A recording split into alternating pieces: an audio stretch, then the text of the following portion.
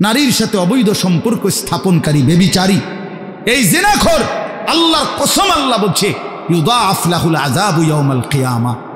ব্যভিচারী, জেনাকারী ব্যভিচারী। মনে রাখবা ছেলেরা, নারীর সাথে কেউ যদি কথা বলে সেও চোখের জেনা করে। নারীকে যদি কেউ হাত দিয়ে ধরে স্পর্শ করে সে হাতের জেনা, কথা বললে জবানের জেনা, কানে শুনলে তার কথা ভিন নারীর আওয়াজ অথবা তার ভালোবাসার বিশ্রী কথাবার্তা, অবৈধ কথা, তো এটা কানের জেনা। তার সাথে পায়ে হেঁটে এগিয়ে গেলে পায়ের জেনা। অন্তর দিয়ে কল্পনা করলে নারীকে নিয়ে অন্তরের জেনা। আর লজ্জাস্থান দিয়ে জেনা করলে সেটাও জেনা। আল্লাহর কসম নবী বলছে সবটাই জেনা। চোখেরটাও জেনা, হাতেরটাও জেনা, পায়েরটাও জেনা, দিলেরটাও জিনা, মুখেরটাও জিনা, শব্দটাও আবার লজ্জাস্থানেরটাও জিনা।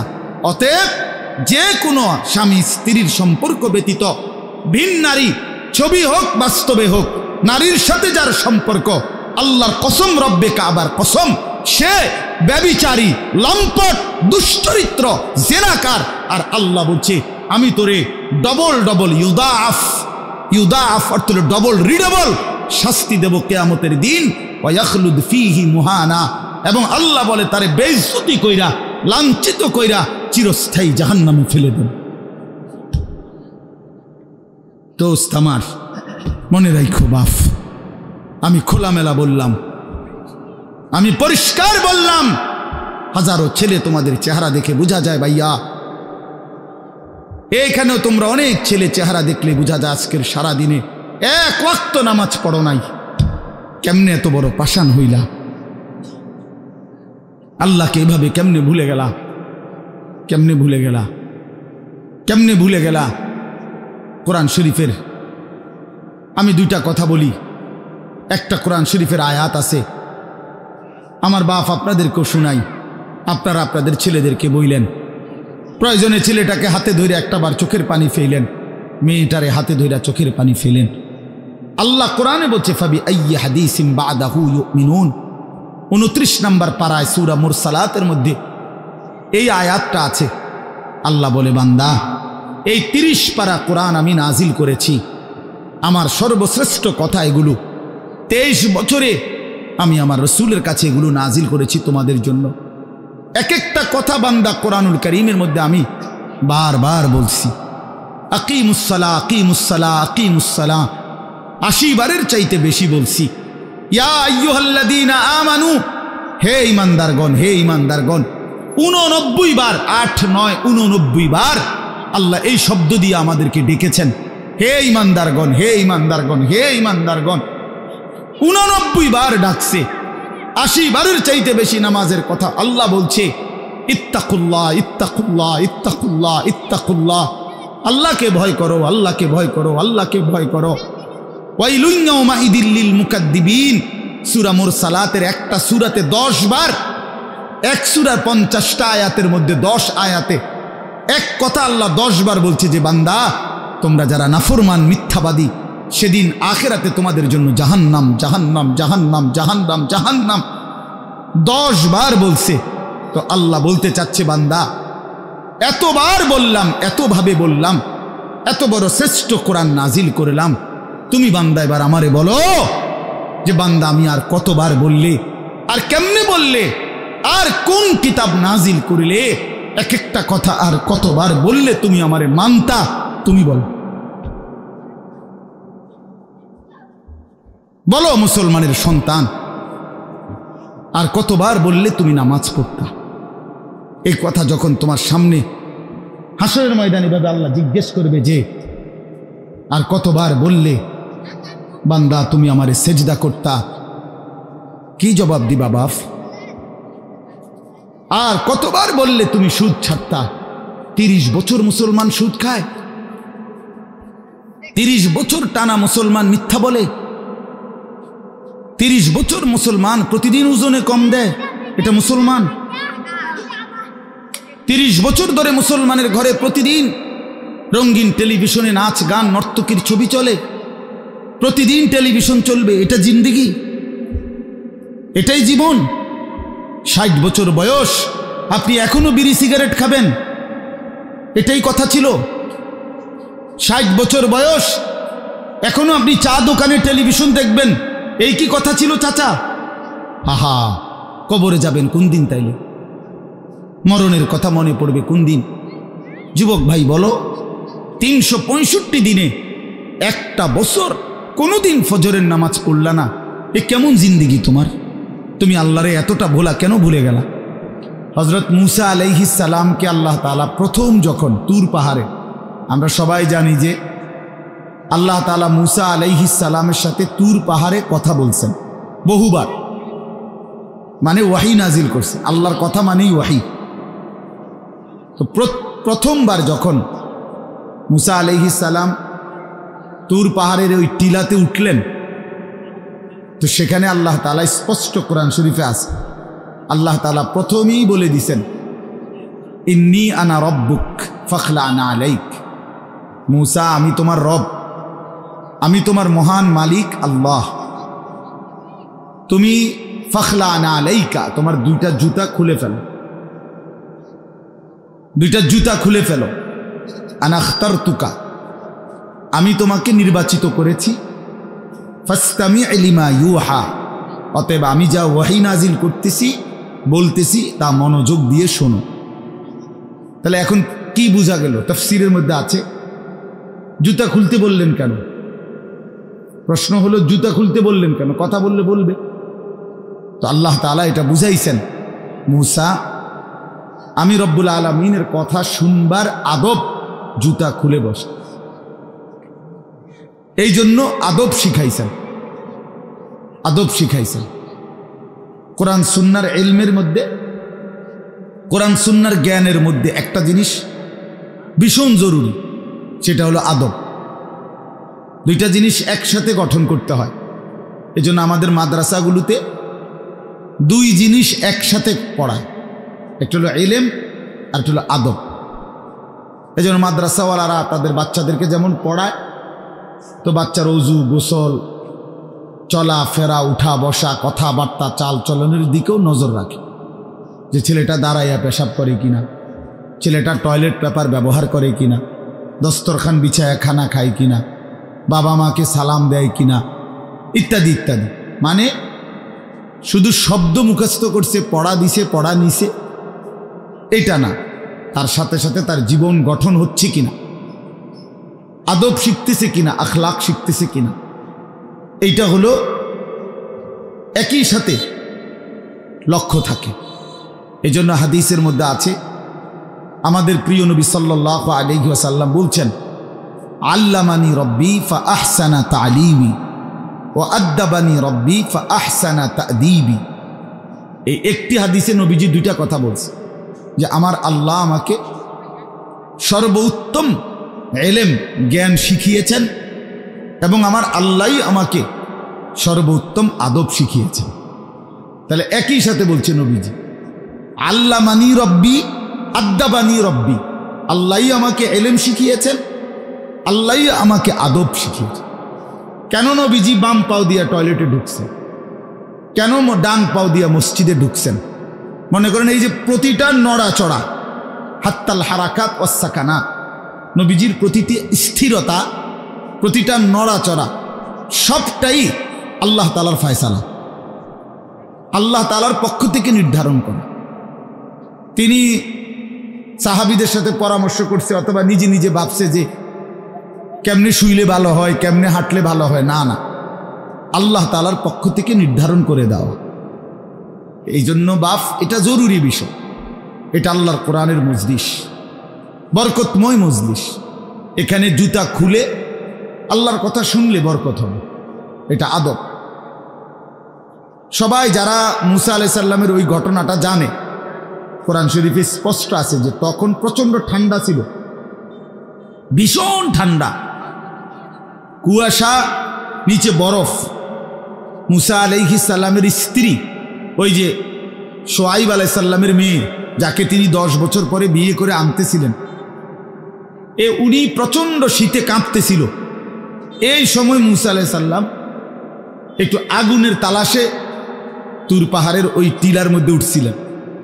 স্ত্রীকে বলছে, ইন্নী আনাস্তু নারা, আমি একটু আগুন তালাশ করে আনি, যদি আগুনটা আনতে পারি, তাহলে আগুনের মধ্যে যদি তোমার শরীরে একটু সেঁক দাও, তাহলে গরমটা আর শীতটা একটু কম লাগবে। মানে সে শীতকালে আগুন দিয়ে আগের দিনে খুব ছিল, তাহলে বোঝা গেল এত ঠান্ডা, এত প্রচণ্ড শীতে যে কাঁপতেছে। কিন্তু এরপরেও আল্লাহ তাআলা বললেন আগে জুতা খুলো। অথচ এই ঠান্ডার মধ্যে জুতা না খুললে ভালো ছিল, কিন্তু এরপরও আল্লাহর কথা শুনবার আদব, জুতা খুলে শুনো। হাদিসের মধ্যে কথা স্পষ্ট আছে, আল্লাহ নবী সাল্লাল্লাহু আলাইহি ওয়াসাল্লাম কখনোই খাবার জুতা পরিহিত অবস্থায় খাইতেন না। জুতা পায়ে কখনোই তিনি খাবার খাইতেন না, বরং জুতা খুলে পিঠ সোজা রাইখা মাথা নিচের দিকে নোয়াইয়া দুই হাঁটু উপরের দিকে তুলে বিনয়ের সাথে আল্লাহ নবী সাল্লাল্লাহু আলাইহি ওয়াসাল্লাম খাবার গ্রহণ করতেন। নবীজি নিজে বলতেন, আকুলু কামা ইয়াকুলুল আবদ, একজন গোলাম তার মনিবের সামনে যেরকম বিনয়ের সাথে খানা খায়, আমি আমার মহান আল্লাহ পাকের সামনে এভাবে খানা খাই। ভাইয়া, আদব, আদব অনেক বড় জিনিস। আল আদাবু খাইরুন কুল্লু, আদব পুরাটাই কল্যাণ। রাসূলুল্লাহ সাল্লাল্লাহু আলাইহি ওয়াসাল্লাম বলছেন, মা নাহালা ওয়ালিদুন ওয়ালাদাহু মিন নুহলিন মিন আদাবিন হাসান। তোমরা তো বাংলাটা বুঝলা না, জুতা যেহেতু খুলবা না ভাই, তো বাইরে চলে যাও।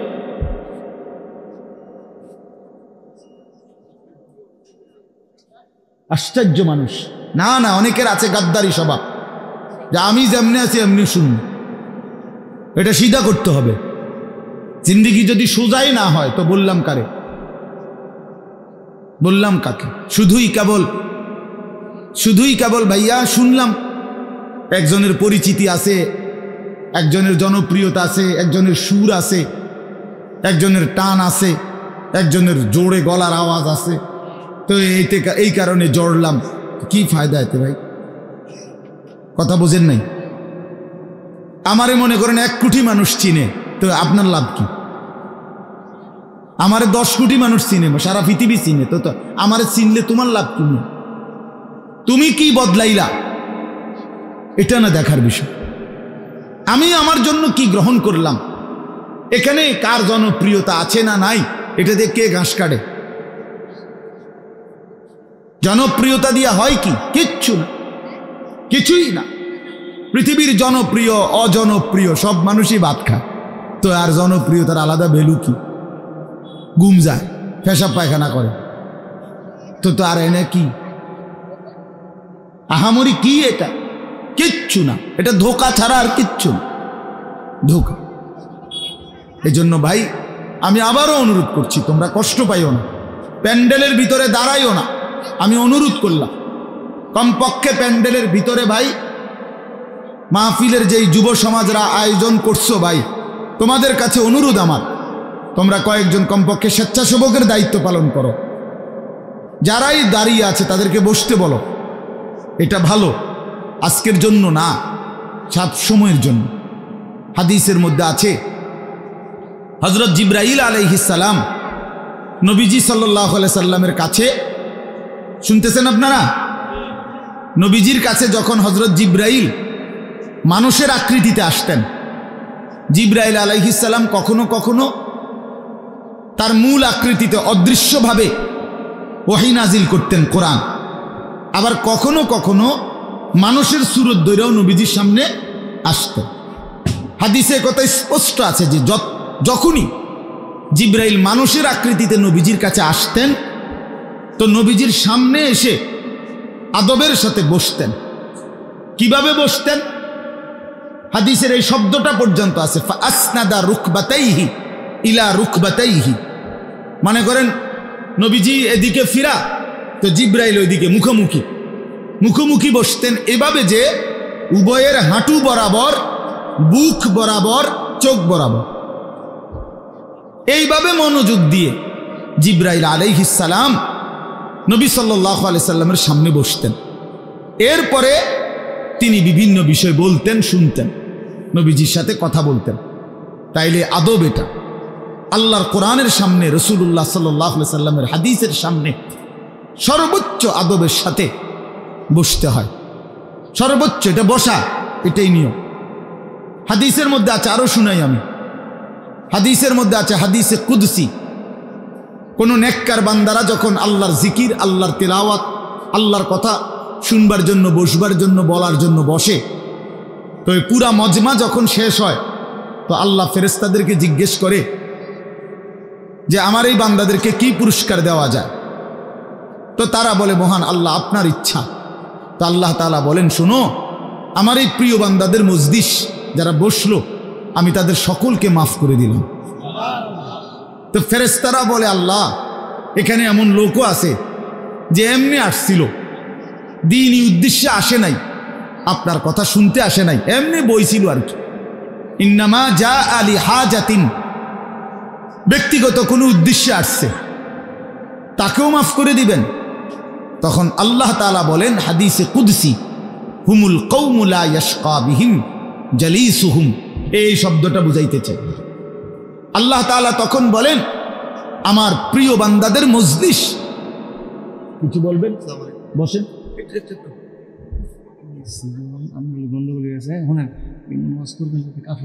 আপনার বলেন, বসেন না, বসেন, বসেন আপনি।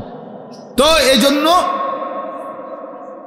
হুমুল কওমু লা ইয়াশকা বিহিম জালিসুহুম, এমন কওম, যে কওম আল্লাহ বলেন আমার নেক বান্দাদের মজলিস এমন মজলিস যেখানে যেই বসছে আমি আল্লাহ কাউকে বঞ্চিত করি না, কাউকেই বঞ্চিত করব না, বরং ফেরেশতারা শোনো আমি সকলকেই মাফ করে দিলাম। তাহলে এইখানে কথাটা কি, যে জালিসুহুম, আমার নেক বান্দাদের সাথে যারা বসছে আমি সকলকে মাফ করে দিলাম। তাহলে বোঝা গেল বসার গুরুত্বটা আলাদা। এই এতগুলো কথা বলার পরে আর আমার পক্ষে আর কিছু বলার নাই এই বিষয়ে, কোরআন সুন্নাহর আলোকে বললাম। এরপরে কোনো বদনসিব যদি নাই বসে তার কি করার আছে, তার কি মাথার বাড়ি দেওয়া যাবে? কথা বুঝছেন না? কাজেই এরপরে কোনো দুর্ভাগা না বসলে ঠিক আছে। ইসরাফিলের ফু যেদিন দিবে সেদিনও বহু মানুষ গাফেল থাকবে, হাদিসে আছে।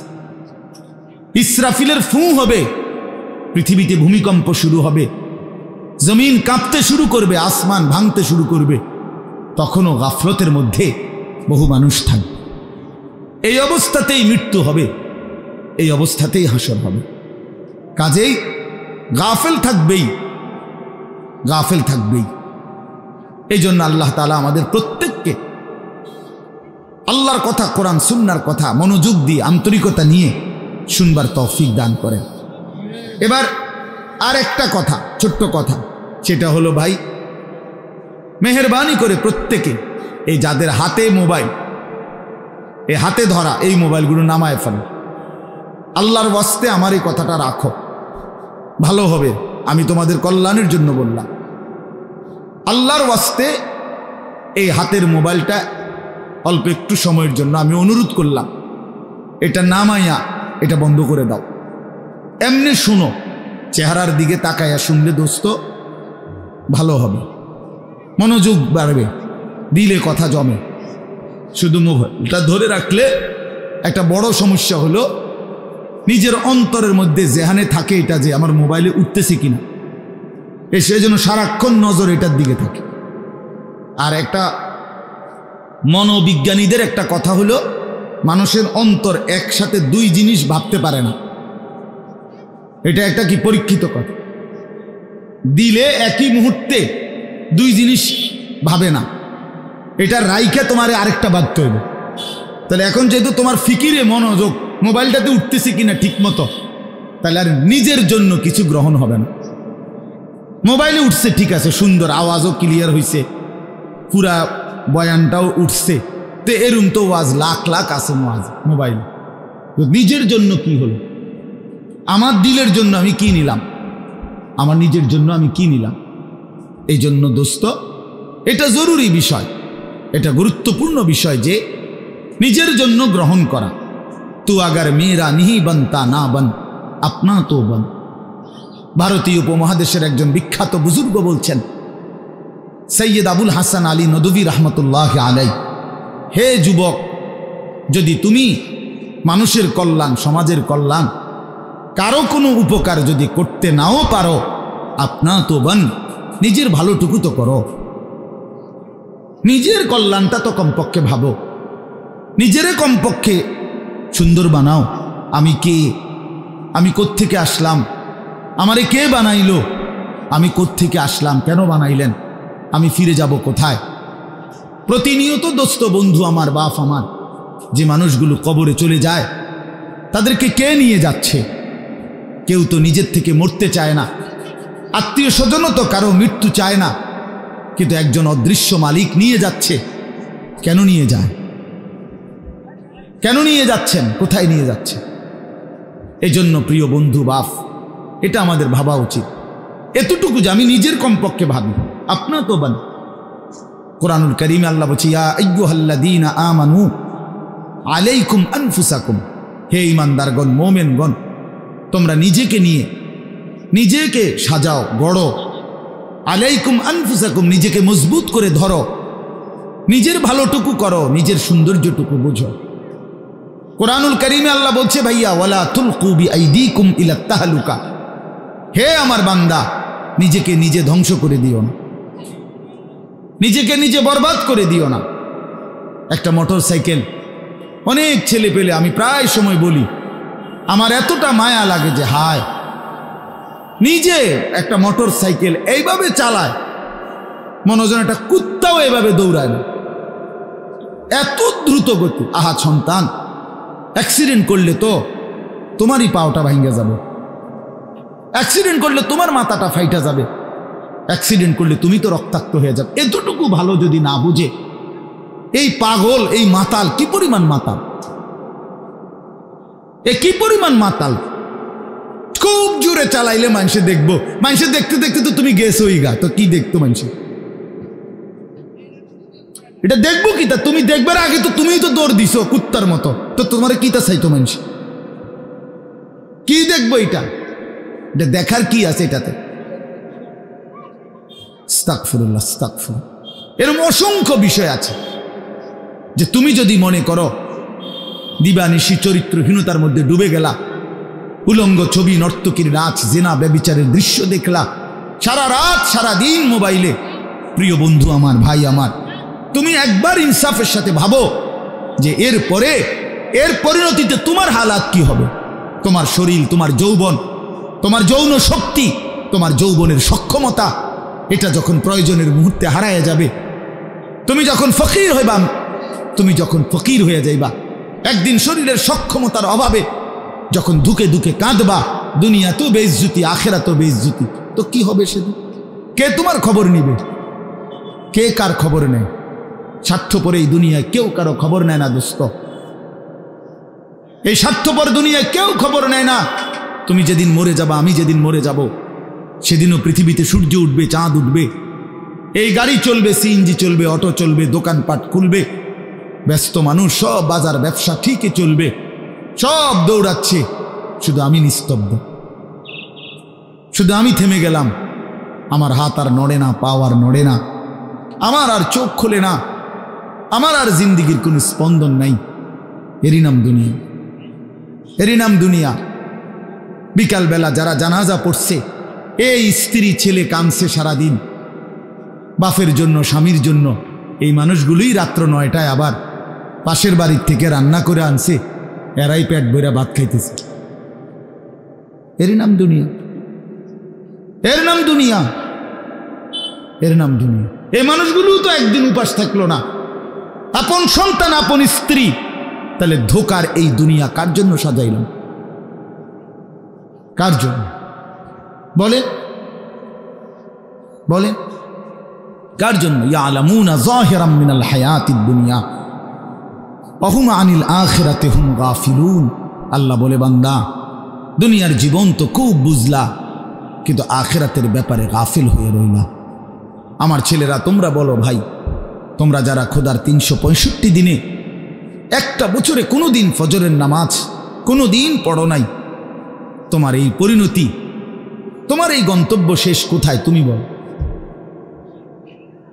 ইনসাফের সাথে তোমার বিবেককে, প্রিয় বন্ধু, 1 মিনিটের জন্য আমি তোমার বিবেককে বললাম, তুমি বলো সারাদিন যে উলঙ্গ ছবি দেখলা, সারা রাত যে নর্তকীর ছবি দেখলা, এরপরে তোমার গন্তব্য কোথায়?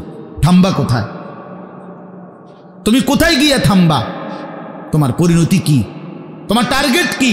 এই নাচ, এই গান, এই ছবি, এই জেনা, এই ব্যভিচার, এই মদ, এই জুয়া, এই ফেন্সিডিল, এই ইয়াবা, আরে নাফরমান, তোরে শেষ পর্যন্ত কোথায় গিয়ে থামাবে? তোরে একটা জানোয়ার ছাড়া, একটা কুকুর বিড়াল ছাড়া, একটা হাইওয়ান ছাড়া আর কিচ্ছু বানাবে না। তোরে একটা নর পশু বানায় দিবে। চরিত্রহীন মানুষ থাকে না, লম্পট কোনোদিন মানুষ হয় না। মদখোর, নেশাখোর, জুয়ারি, ফেন্সিখোর, বাবাখোর, ডাইলখোর, ইয়াবাখোর, ফুট্টাখোর, হারামখোর, ওই মানুষ থাকে না, ওই জানোয়ার হয়ে যায়। জানোয়ার, জানোয়ার হয়ে যায় বেটা, জানোয়ার হয়ে যায়। যে কপাল সেজদা দেয় না, সে কপাল, যে মানুষ মানুষ হয়ে সেজদা দেয় না, আল্লাহর কসম, আল্লাহ তাআলা কোরআনে বলছে, ইবলিস তুই সেজদা দিলি না, আজকের থেকে তুই শয়তান। এজন্য যে কপাল সেজদা দেয় না সে মানুষ নয়, শয়তান। শয়তান বেটা, তুই বেটা শয়তান, শয়তান, এটা শয়তান। এর আগে কোনোদিন ইবলিসকে শয়তান বলতো? কোন দিন থেকে বলছে? যেদিন থেকে সে সেজদা দেয় না। কথা বলেন না কেন? ইবলিসের আগে কি শয়তান আছিল? সেজদা যেদিন দিল না সেদিন থেকে মালিক বলল, আজকের থেকে তুই শয়তান। ইবলিস যেদিন সেজদা দিল না সেদিন আল্লাহ বলল, ফখরুজ ফাইন্নাকা রাজিম, বের হ, আজকের থেকে তুই রাজিম, অভিশপ্ত, মালউন, অভিশপ্ত, রাজিম। আল্লাহ বলছে, ওয়া ইন্না আলাইকাল লানাতা ইলা ইয়াউমিদ্দিন। ইবলিস তুমি সেজদা দিলা না, মনে রেখো আজকের থেকে কিয়ামত দিবস পর্যন্ত তোর উপরে আমি আল্লাহর লানত। এজন্য বেনামাজি তোর উপরে আল্লাহর লানত, তোর উপরে আল্লাহর লানত, তোর উপরে খোদার গজব। আর আল্লাহর লানত যার উপরে, সে সুখ পায় না। ওই মালিকের সাথে গাদ্দারি করে সুখ মিলে না। খবর নিয়ে দেখো, তুমি না জানলে আমি জানি। জিন্দিগির আজ 21 বছরের এই ওয়াজের জীবনে কত শত মানুষ জীবনের কত দুঃখ বেদনা আমরা তো শুনি না। আমরা কাছে দোয়া চায় না। কোনো হারামখোর, কোনো সুদখোর, কোনো ঘুষখোর, কোনো বেপর্দা নারী, কোনো বেহায়া নারী, কোনো মদখোর জুয়ারি, কোনো নারীর সাথে অবৈধ সম্পর্ক স্থাপনকারী পুরুষ কিংবা নারী, আল্লাহর কসম সুখে নাই, সুখ মিলে না, সুখ মেলে না। নোনা জলে তৃপ্তি হয় না। যে পানি লবণাক্ত ওই পানি তৃষ্ণা মিটায় না। অতএব গুনাহ তৃষ্ণা মিটায় না। গুনাহ কাউকে তৃপ্তি দিতে পারে না। আল্লাহর নাফরমানি কাউকে সুখ দিতে পারে না বন্ধু। আল্লাহ কোরআনে বলছে, ওয়াদারু যাহিরাল ইসমি ওয়া বাতিনা। আমার বান্দা প্রকাশ্য গুনাহ ছেড়ে দাও, গোপন গুনাহ ছেড়ে দাও। আল্লাহ বলছে, ওয়ালা তাকরাবুল ফাওয়াহিশা মা যাহারা মিনহা ওয়া মা বাতান। আল্লাহ বলছে, বান্দা প্রকাশ্যে কিংবা গোপনে কোনো অশ্লীলতা, বেহায়াপনা, অসভ্যতার কাছেও যেও না। আল্লাহ বলছে, ওয়ালা তাকরাবুজ জিনা। জিনা, ব্যভিচারের কাছে, নারীর সাথে অবৈধ কোনো রকম সম্পর্কে যেও না বান্দা। ইন্নাহু কানা ফাহিশা, এটা বড় বেশি অশ্লীলতা। ওয়াসাআ সাবিলা, এটা বড় মন্দ পথ। হায় যুবক, ভুল করো না। ওই নারীর ফাঁদে একদিন তোমার সে জাহান্নামে পৌঁছায় দেবে, একদিন তোমারে কবরে পৌঁছায় দেবে। সে তোমারে সুখ দিবে না। চরিত্রহীন নারী সুখী হয় না। যার নিজের সুখ নাই তে তোমারে কি সুখ দিবে? সুখ দিবে কিভাবে? সিনেমার নর্তকী সুখ দিবে কিভাবে? সে নিজে তো সুখে নেই, সে তো সুখে নেই। এই জন্য এটা জরুরি। বাবা হায়াতের 60 বছরেও যারা গুনাহ ছাড়তে পারেন নাই, মনে রাখেন বাপ, এই কবর দেখা যায়, কবর দেখা যায়। চলেন এবার তর্জমাটা শোনেন, তাইলেই আমার কথা শেষ। একটু দেখেন কোরআনুল কারীমের 30 নম্বর পারা 102 নম্বর সূরা। সূরাটার নাম আত-তাকাসুর। ছোট্ট একটা সূরা, 8টা আয়াত আমি তেলাওয়াত করছি। এই ছোট্ট সূরাটার তর্জমা বলেই আমি আমার কথা শেষ করে ফেলব ইনশাআল্লাহ। আল্লাহ তাআলা আমাদেরকে তৌফিক দান করে। এই সূরাটার একটা ছোট্ট প্রেক্ষাপট আছে, কেন নাজিল হলো। এটারে আরবিতে শানে নুজুল বলে। অর্থ হলো শানে নুজুল হলো কেন নাজিল হলো সূরাটা। রাসূলুল্লাহ সাল্লাল্লাহু আলাইহি ওয়াসাল্লামের জামানায় মক্কায় কুরাইশ বংশের লোকেরা, নবীজির বংশের নাম হলো কুরাইশ বংশ নাকি, এই কুরাইশ বংশের মধ্যে আবার ছোট ছোট গোত্র ছিল। এই ছোট গোত্র, মনে করেন আমার দাদা তো প্রথম, ধরে নিলাম আমগো এই বাড়ি মনে করেন, তো আমার দাদা ছিল প্রথম, দাদা বাড়িটা বাঁধছে কথার কথা। তো এখন আমার দাদার 4 ফুট, মানে আমার বাপ চাচারা 4 জন। তো আগে তো দাদার সাথে বাপ চাচারা 4 জন একসাথেই ছিল। তো দাদা মরে গেল, এখন বাপ চাচাদেরও সংসার বড় হয়ে গেল, ফলে এখন সবাই আবার আলগা আলগা আরও জাগা জমি কিন্না ডাইনে বামে গদ্দুয়ার করছে, আরও বাড়িঘর বাড়ছে। এখন চাচার বাড়িও আলাদা নামে পরিচয়, জেডার বাড়িও আলাদা নামে পরিচয়, আমগো বাড়িটাও কি আলগা নামে পরিচয়, এমন আছে না, এই আর কি। তো প্রথমত তো বড় বংশটা পুরাটার নাম হলো কুরাইশ, কিন্তু এরপরে আবার এর অধীনে ধীরে ধীরে ছোট ছোট আরো গোত্র ছিল, আরো বংশ ছিল। এই যে ছোট বংশ যেগুলো ছিল, এরা প্রতিনিয়ত এদের একটা বদভ্যাস ছিল যে এরা নিজেদের মধ্যে অবসর পাইলেই নিজেদের ক্ষমতা, প্রভাব, প্রতিপত্তি, অর্থ সম্পদ, স্ত্রী পরিজন, সন্তানাদি, বংশধর, কার কদ্দুর কত বেশি দুনিয়া, এই নিয়ে নিজেদের মধ্যে বড়াই করত, প্রতিযোগিতা করত, তর্কাতর্কি করত আর কি। হ্যাঁ, নিজেদের মধ্যে বিতর্ক করত। আমার চাচা এই, আমার জেডা এই, আমার মামা এই, আমগো বাড়িতে এত আছে, টাকা এত, বাড়ি এত, জায়গা এত, জমি এত, তোরার কিতা বেড়া, এগুলো আমাদের মধ্যে হয় না এমন। এর ওরা প্রচণ্ডভাবে এইটা নিয়ে বিতর্ক করত, অর্থ সম্পদ এবং ক্ষমতা, প্রভাব, প্রতিপত্তি এবং বংশধর নিয়ে নিজেদের মধ্যে গর্ব এবং অহংকার করত, প্রতিযোগিতা করত, কার কত বেশি দুনিয়া দুনিয়া। তো এটা তাদের একটা অভ্যাস ছিল। এর মধ্যে 2টা গোত্র, বনু আব্দে মানাফ এবং বনু সাহাম, ওই কুরাইশের শাখা, এই 2টা গোত্রের নাম। একদিন তারা এই 2 গোত্র প্রচণ্ড তর্কে লাগছে, কার বংশ বড়, কার সম্পদ বেশি, কার ক্ষমতা বেশি, কইতেছে এরা একবার কয়, এরা একবার কয়। এই বলতে বলতে যার জের বড়ত্ব, দুনিয়ার অহংকার, দুনিয়া বাড়ানোর এই নেশা বুঝাইতে বুঝাইতে এক পর্যায়ে ওই বনু সাহাম একটা গোত্র, তারা বনু আব্দে মানাফ এই পরিমাণ বলছে যে তারা হিসাব করছে যে আমগো কইমা যাইতে আছে, মানে এরা হাইরা যাবে হিসাবে, এরার থেকে মানে হিসাব দিতে গিয়া আর মিলাইতে পারতেছে না, এগো বাইরে গেছে। এই তখন এরা এই বনু সাহাম এই গোত্র কইল কি অগরে, এ দিগাও, কই, কবরস্থানে আসো। কোথায়? কবরস্থানে আসো, আসো কবরস্থানে। কবরস্থানে কি আসো না?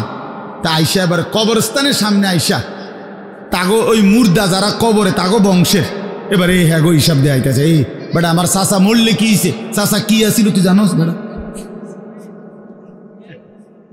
আমার দাদা মরলে কি হয়েছে বেটা?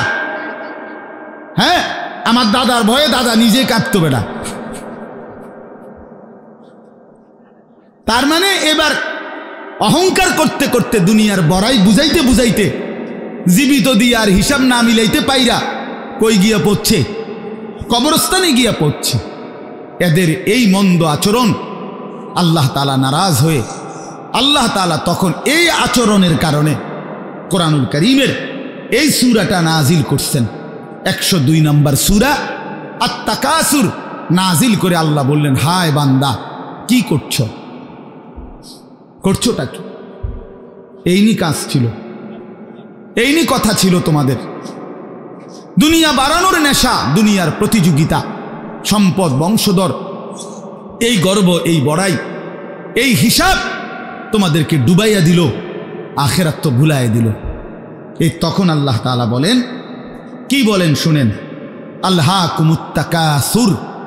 আলহাকুম এই শব্দের 2টা অর্থ, শাগালাকুম ও আনসাকুম। আল্লাহ তাআলা বলেন, হায় আল্লাহকুম, তোমাদেরকে ব্যস্ত করে ফেললো দুনিয়া, আর আনসাকুম আল আখিরা, তোমাদেরকে আখিরাত ভুলাইয়া দিল। তোমরা কবর ভুলে গেলা, হাসর ভুলে গেলা, পরকালের হিসাব ভুলে গেলা, আখিরাত ভুলে গেলা, আর দুনিয়ার মধ্যে ডুবে গেলা। কি কারণে ডুবলা? কি কারণে আখিরাত ভুললা? আত-তাকাসুর, এই বাড়ানোর প্রতিযোগিতা, অর্থ সম্পদ, ক্ষমতা, বংশধর, টাকা পয়সা, মাল দৌলত, এগুলো বাড়ানোর নেশা তোমাদেরকে আখিরাত ভুলাইয়া দিল আর দুনিয়ার মধ্যে ডুবাইয়া ফেললো, ব্যস্ত করে ফেললো। হাত্তা জুরতুমুল মাকাবির, আল্লাহ বলেন, হায় বান্দা, এক পর্যায়ে কবরস্থানেই পৌঁছে গেল।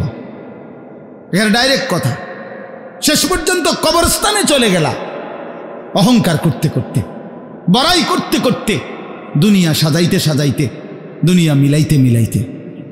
এ কথার দুই অর্থ। এবার এক হলো সরাসরি ওদেরকে বলছে কাজটা তোমরা ভালো করলা না, আরেকটা হলো আমাদের সবাইকে বলছে, আমার বান্দারা, তোমরা যারা এই পরিমাণ দুনিয়া নিয়ে ব্যস্ত হইলা, দুনিয়া সাজাইতে লাগলা, যে এক পর্যায়ে এই দুনিয়া সাজাইতে সাজাইতেই হাত্তা জুরতুমুল মাকাবির, কবরে পৌঁছে গেলা, একদিন মরে গেলা, অথচ আখিরাতের কোনো পুঁজি নাই, কবরের কোনো সামান নাই।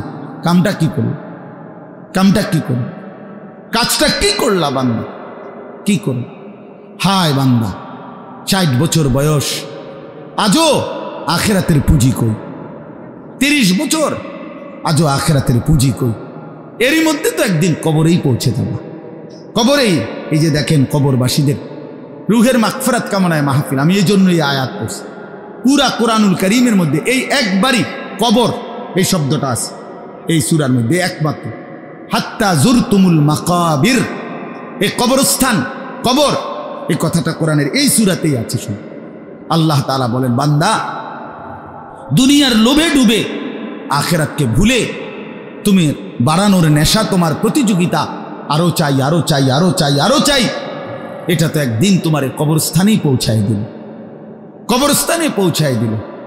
আমার বাপ, আমার বন্ধু, আমার জওয়ান সাথী, সবাই নিয়ে ভাবি, আমিও আপনিও ইনসাফের সাথে। দুনিয়া আমারে কি পরিমাণ ব্যস্ত করে দিল। 60 বছরের বয়স্ক মানুষ, 70 বছরের বয়স্ক মানুষ, হিসাব শুধুই দুনিয়া, হিসাব করতেছে এখনো দুনিয়া। দুনিয়া মিলছে খুশি, দুনিয়া মিলে নাই খুশি নেই। যখন দুনিয়া মোটামুটি গুছাইতে পারছে তৃপ্ত, আর দুনিয়া গুছাইতে পারে নাই অতৃপ্ত। অতৃপ্ত অসংখ্য মানুষকে শুনবেন, দুনিয়া গুছাইয়ে ফেলছে, 3টা ছেলে বিদেশ পাঠাইছি হুজুর, 4টা মেয়ে বিয়ে দিছি, বাড়িতে একটা বিল্ডিং করছি, 4টা রুম, ভিতরে 2টা বাথরুম, আল্লাহর রহমতে রাস্তার লগে কুদ্দুর জায়গা কিনছি, ব্যাংকেও কিছু টাকা পয়সা জমছে, বাজার সদাই কইরা খাইয়া পইরা আল্লাহর রহমতে আপনাকে দোয়ায়, 10 জনের দোয়ায় ভালো আছে, খালাস, জিন্দিগি মিলে গেছে, জীবনের টার্গেট অর্জন হয়ে গেছে। চাচা তৃপ্ত, 60 বছরের বয়স্ক বাবা তৃপ্ত হয়ে গেছে, তার পৃথিবীতে আসার উদ্দেশ্য অর্জন হয়ে গেছে। পৃথিবীতে আসছিল ফোলা বিদেশ পাঠাইছে, পৃথিবীতে আসছিলেন মেয়ে বিয়ে দিতে, মেয়ে বিয়ে দিছে। দুনিয়ায় আসার 60 বছরের একটা টার্গেট ছিল, একটা বিল্ডিং করবে, বিল্ডিংটা হইছে, আলহামদুলিল্লাহ। আর তো চাচা কবর, হাসরের ময়দান, ফুলসেরাত, মিজান, আমল নামা, জান্নাত জাহান্নাম, এগুলো কার জন্য? এগুলো কার জন্য? এগুলো কার জন্য? কই সেগুলোর কথা দিয়ে বললেন না?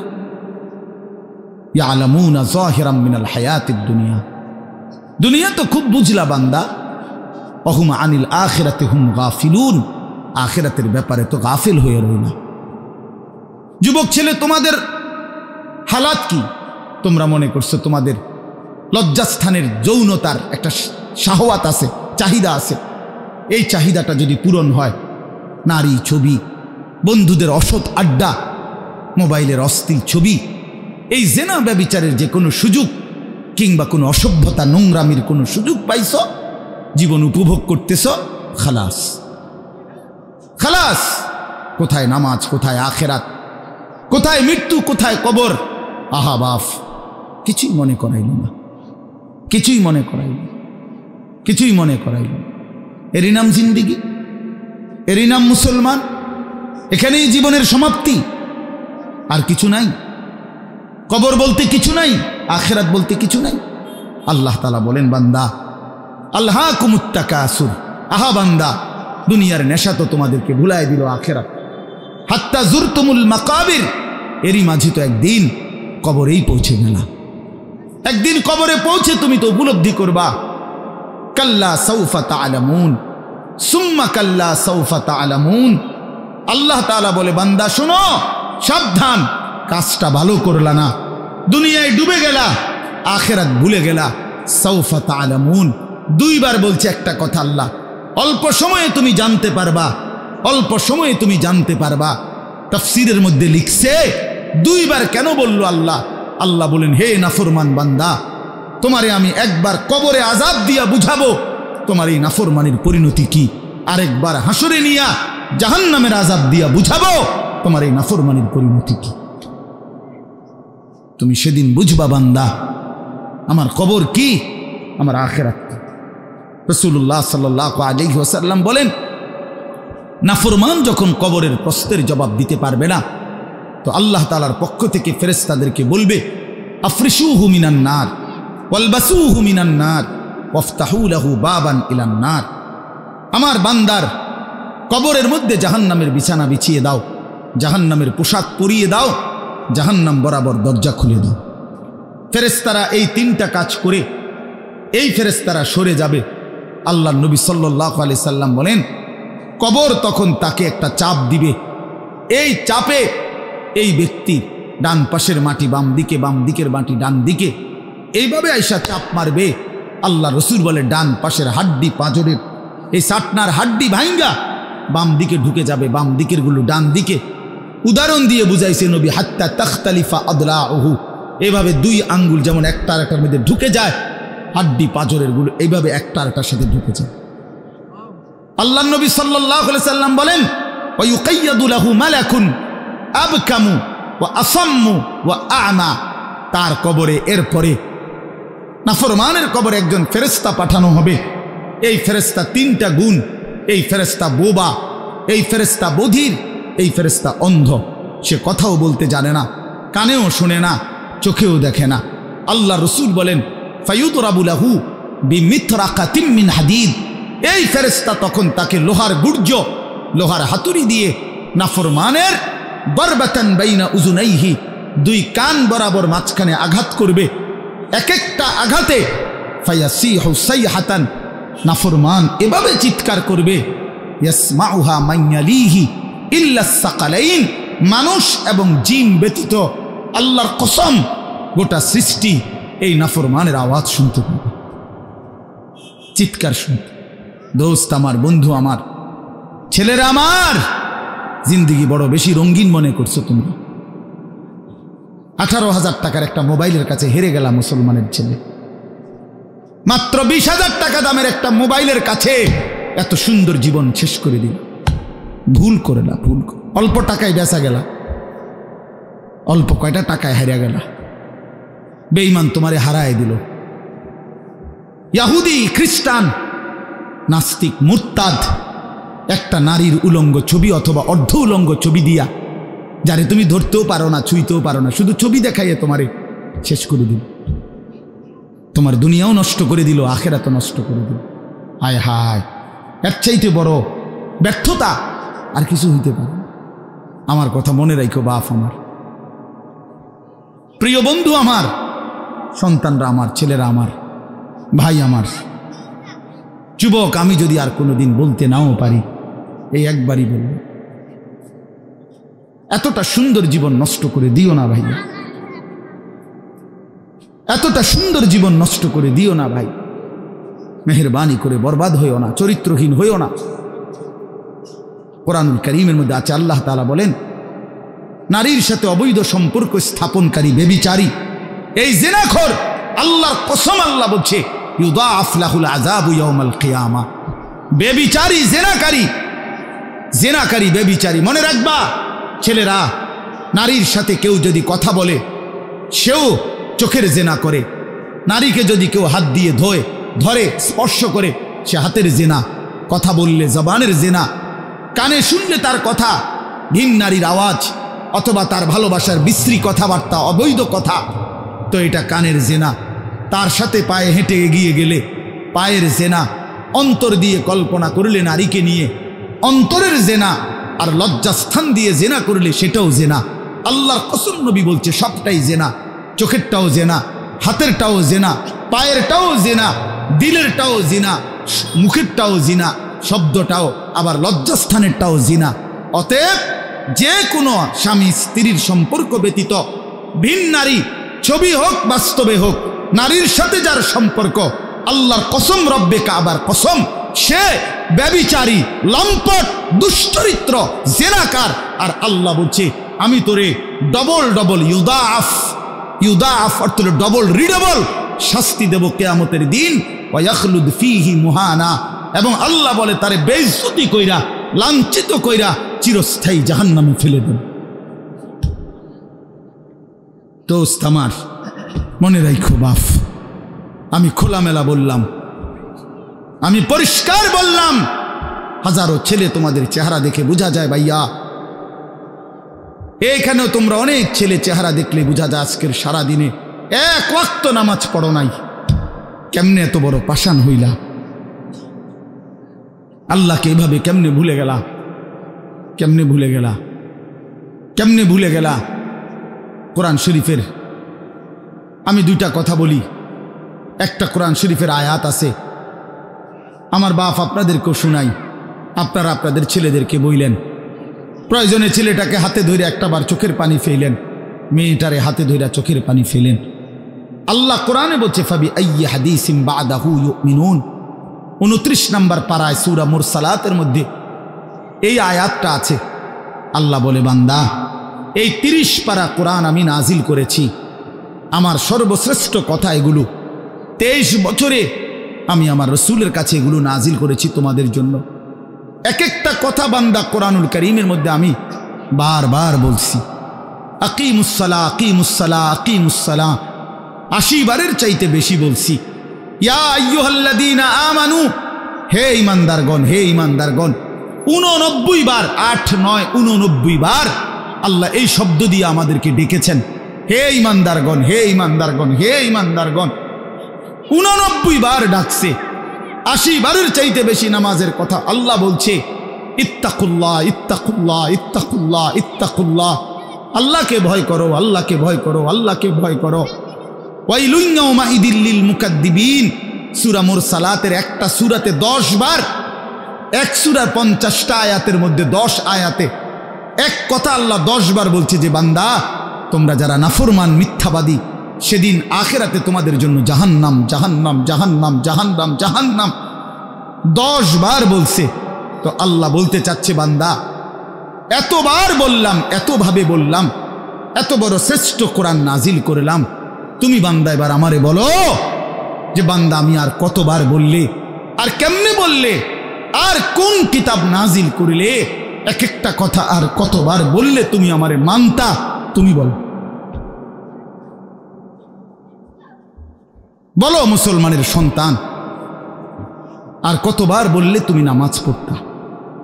এই কথা যখন তোমার সামনে হাসরের ময়দানে ভাবে আল্লাহ জিজ্ঞেস করবে যে আর কতবার বললে বান্দা তুমি আমারে সেজদা করতা, কি জবাব দিবা বাপ? আর কতবার বললে তুমি সুদ ছাড়তা? 30 বছর মুসলমান সুদ খায়,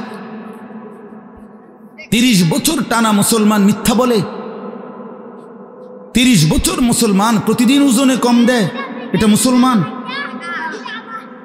30 বছর ধরে মুসলমানের ঘরে প্রতিদিন রঙিন টেলিভিশনে নাচ গান নর্তকীর ছবি চলে, প্রতিদিন টেলিভিশন চলবে, এটা জিন্দেগি? এটাই জীবন? 60 বছর বয়স আপনি এখনো বিড়ি সিগারেট খাবেন, এটাই কথা ছিল? 60 বছর বয়স এখনো আপনি চা দোকানে টেলিভিশন দেখবেন, এই কি কথা ছিল চাচা? আহা, কবরে যাবেন কোন দিন? তাইলে মরণের কথা মনে পড়বে কোন দিন? যুবক ভাই বলো, 365 দিনে একটা বছর কোনোদিন ফজরের নামাজ পড়লা না, এ কেমন জিন্দিগি তোমার? তুমি আল্লাহরে এতটা ভোলা কেন ভুলে গেলা? এভাবে ছেড়ে দিলা কেন ভাই আমার? এই হলো একটা প্রশ্ন। আরেকটা প্রশ্ন হইল, লাকাদ মান্নাল্লাহু আলাল মুমিনিনা ইজ বাআসা ফীহিম রাসূলাম মিন আনফুসিহিম। আমার এইটুকু কথা মনোযোগ দিয়ে শুনেন সবাই। নবী সাল্লাল্লাহু আলাইহি সাল্লামের ব্যাপারে আল্লাহ বলছে, বান্দা, হে আমার ইমানদার বান্দা, এই পৃথিবীর সমস্ত নিয়ামত আমি দিয়েছি সবার জন্য। আসমান, জমিন, চন্দ্র, সূর্য, আলো, বাতাস, রোদ, বৃষ্টি, হাসি, কান্না, আনন্দ, বেদনা, স্ত্রী, সন্তান, গাছ, ফল, ফুল, ক্ষেত, ফসল, টাকা পয়সা, জায়গা, জমি, এগুলো তো আমি সবাইকে দিছি। কিন্তু তোমরা ইমানদারগণ শুনো, আমি মহান আল্লাহ রব্বুল আলামিন তোমাদের জন্য একজন আলাদা আমার সর্বশ্রেষ্ঠ রসুল, কলিজার টুকরা, আমার সবচেয়ে প্রিয় মাহবুব, আমার বন্ধু, আমার আখিরি রসুল নবী মুহাম্মদুর রাসূলুল্লাহ সাল্লাল্লাহু আলাইহি সাল্লাম, তাকে আমি তোমাদের জন্য দিয়েছি। এটা আমার সর্বশ্রেষ্ঠ নিয়ামত। বলেন আলহামদুলিল্লাহ, বলেন আলহামদুলিল্লাহ। তো আল্লাহ নবী সাল্লাল্লাহু আলাইহি সাল্লাম, আপনাদের কাছে এই কথাটা বলি, যুবক ভাই তোমাদের কাছেও বলি, হাসরের ময়দানে মনে রাখো ভাইয়া, নবী সাল্লাল্লাহু আলাইহি সাল্লাম উম্মতের আমলনামা দেখবে, উম্মতের আমলনামা দেখবে নবী।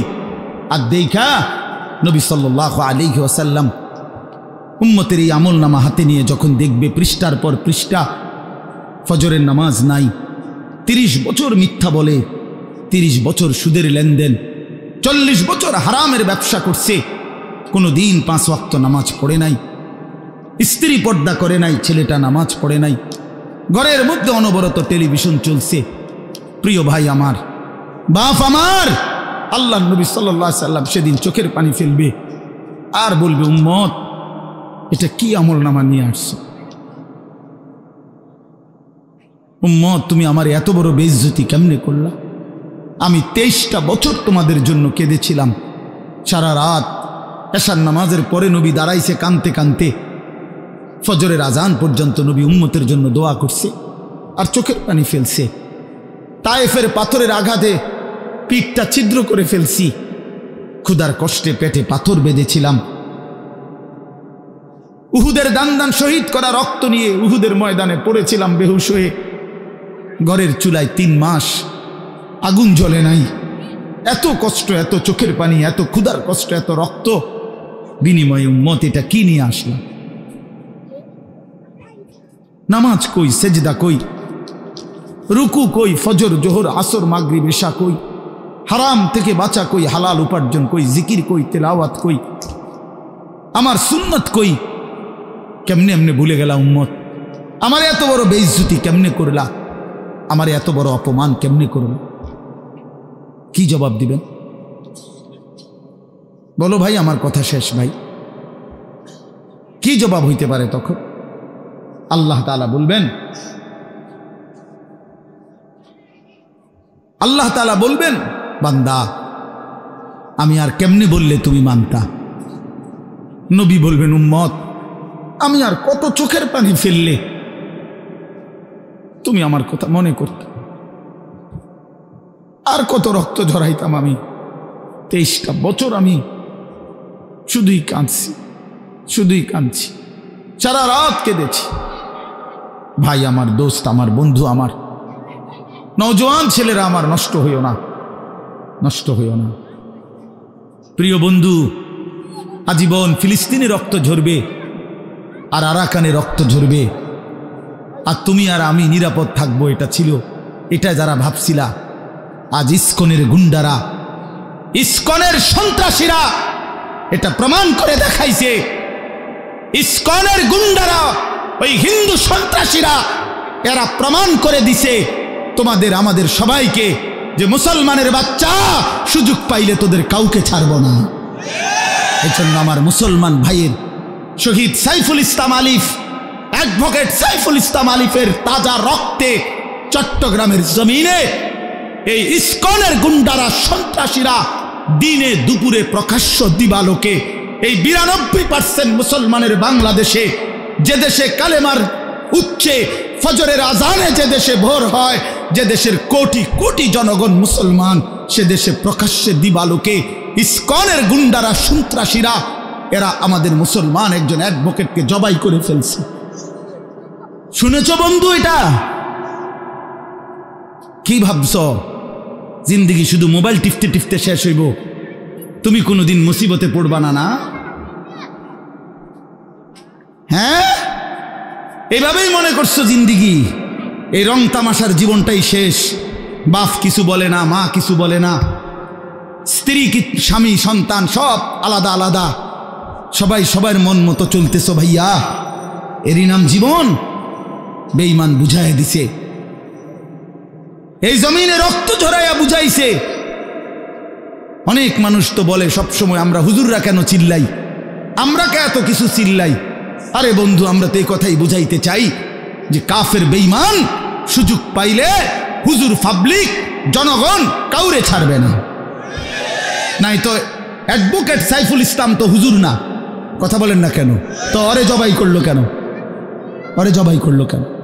এই বাংলাদেশে কত মুসলিম নেতা আমাদের জাতির কত বড় বড় রাহবারদেরকে, ওলামায়ে কেরামকে আপনার জেলখানায় পুরাইছে, বছরের পর বছর করে ফেলে রাখছে।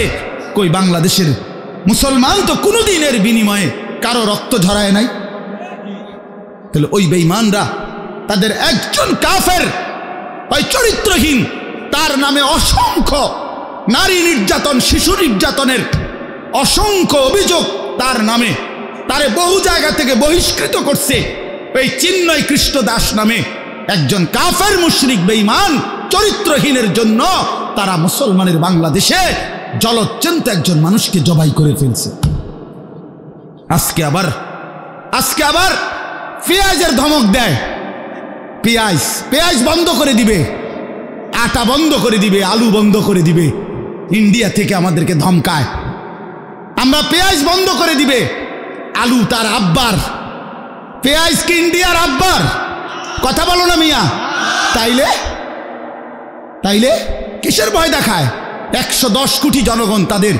আরে মুসলমান তো 110 কোটিকে ভয় পায় না, 210 কোটিকে ভয় পায় না। আমাদের সংখ্যা হিসাব না, আমাদের শুধু একজন, আগেও একজন, এখনো একজন, আগামী তো আমাদের একজন, তিনি আল্লাহ। তিনি কে? বলো যুবক, আরো জোরে বলো যুবক, দাঁড়াও বলো নওজোয়ান, দাঁড়াও জওয়ান, ওঠো নওজোয়ান, দাঁড়াও জওয়ান, দাঁড়াও জওয়ান, জাগো নওজোয়ান, ওঠো নওজোয়ান, হিম্মত করো নওজোয়ান, তাকবীর বলো জওয়ান, তাকবীর বলো জওয়ান, জোর से বলো জওয়ান।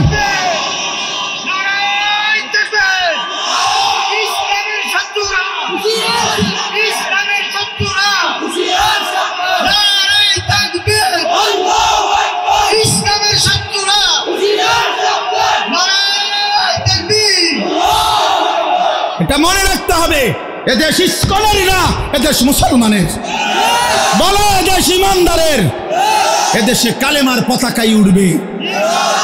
এদেশে হিন্দু থাকুক মানা নাই, কিন্তু ইসকনের গুন্ডারা থাকতে পারবে না, ইসকনের সন্ত্রাসীরা থাকতে পারবে না। তোমরা যুবক জাগবা তো ইনশাআল্লাহ, তোমরা হুঙ্কার ছাড়বা তো ইনশাআল্লাহ। কলিজার খুন দিয়ে হলেও মাতৃভূমির স্বাধীনতা, সার্বভৌমত্ব, প্রতি ইঞ্চি জমিন আমরা রক্ষা করব ইনশাআল্লাহ। বলো ইনশাআল্লাহ। আল্লাহ বসো ইনশাআল্লাহ। মুসলমানের সন্তান হারে না, ইমান মরে না, ইমান মরে না, ইমানদার মরে না, ইমানদার শহীদ হয়, আর শহীদ মরে না, শহীদ বেঁচেই থাকে। শহীদ কি থাকে বলেন না? বেঁচেই থাকে, বেঁচেই থাকে। আমি তোমাদের সমস্ত যুবককে হাত জোর করে অনুরোধ করলাম, দোস্ত আমার, তোমরা আল্লাহর নাফরমানি ছেড়ে দাও, মোবাইলের আসক্তি ছেড়ে দাও, নারীর লোভ ছেড়ে দাও। বন্ধু, আমি যদি পারতাম তোমাদের প্রতিটা যুবককে বুকে জড়াইয়া বলতাম, আমার যদি সুযোগ হইতো তো আমি চোখের পানি ফেলে বলতাম। কেমনে বললে বুঝতা তোমরা? কেমনে বললে বুঝতা? কারো প্রতি কোনো হিংসা বিদ্বেষের কোনো দরকার নাই দোস্ত, ধাক্কা ধাক্কি ঠেলাঠেলি করার সময় নাই। দিন বাঁচানো, ইমান বাঁচানো, ইসলাম বাঁচানো।